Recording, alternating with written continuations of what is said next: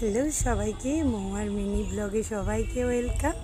চলো আজ তোমাদের একটু বাজার থেকে ঘুরিয়ে নিয়ে আসি।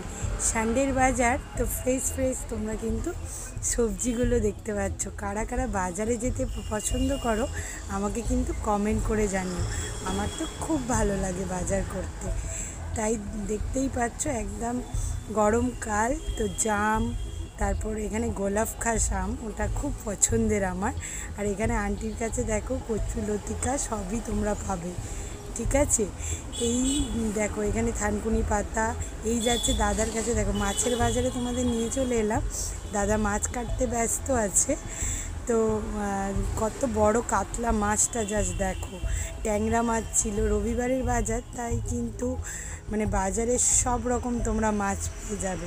ইলিশ মাছ, পমফ্রেট মাছ, মানে এ টু জেড। মোটামুটি আমি অনেক ছোট্ট থেকে বাজার করি, তাই বাজারটা আমি ভালো পারি, ঠিক আছে।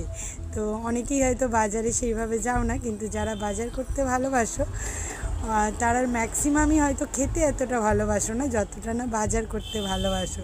শেষমেশ কিন্তু আলু পেঁয়াজ সব কিছু কিনে নিলাম।